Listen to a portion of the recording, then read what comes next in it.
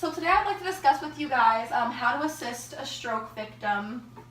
So this is actually a topic that's near and dear to my heart because my grandfather passed away from a stroke along with other people in my life from the past. So in this PowerPoint presentation, there is going to be a chart of the risk factors of a stroke, and then there's going to be a statistics from the American Heart Association, and then a basic definition of a stroke along with the types of stroke, and then what to do if you see somebody having a stroke, and then how to go about helping them. So this is the risk factors for a stroke that I mentioned earlier. This is without the condition, and this is with the condition. So having high blood pressure increases the risk of a stroke by 340%. And even more shocking than that, something as devastating as heart failure can increase the risk of stroke by 430%. So it's really safe to say that it's good to keep your mind and body healthy at all times to try to help prevent, having a stroke in the future.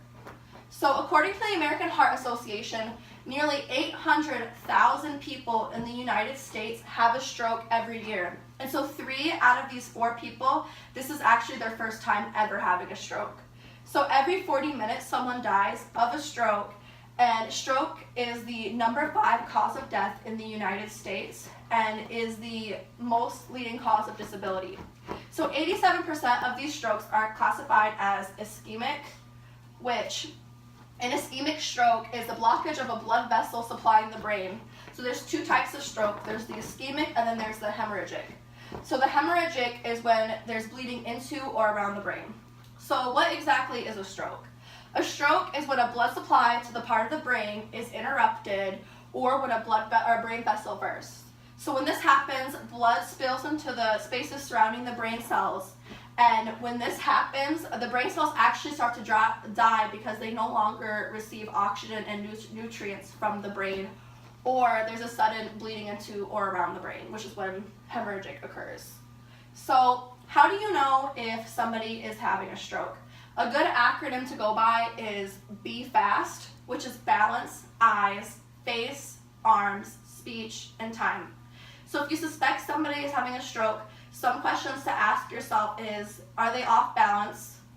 Are they unable to see all of a sudden in one or both eyes? Is their face seem droopy? Are their arms, is there a sudden weakness or inability to use one or both of their arms? Is there a sudden slur in their speech? And if you can say yes to any of these questions, you have to call 911 right away. It's really important. So let's say that you're at a family restaurant and you're eating and everything and you're having a good time and you suspect somebody is having a stroke.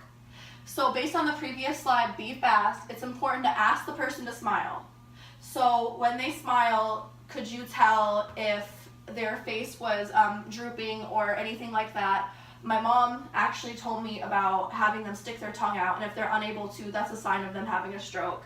So ask them to raise both of their arms. So when they do this, does one of their arms drop down? And lastly, ask them to say a short phrase. So when they say this short phrase, is there any sort of slur in their speech? So as I mentioned earlier, if the answer to any of these questions are yes, you need to call 911 right away because this is 100% devastating, and a lot of people end up dying from this. And the faster the ambulance get to them and the faster they get what they need, the more chance of survival that they have. So in conclusion, thank you so much for listening to my speech today. It's really important for everybody to remember FAST, which is the acronym that I talked about earlier. It's face, arms, speech, and time, because as I mentioned earlier, having a stroke is incredibly devastating, and it's all about time, and they have a likelier chance of survival if you go about calling 911 right away. So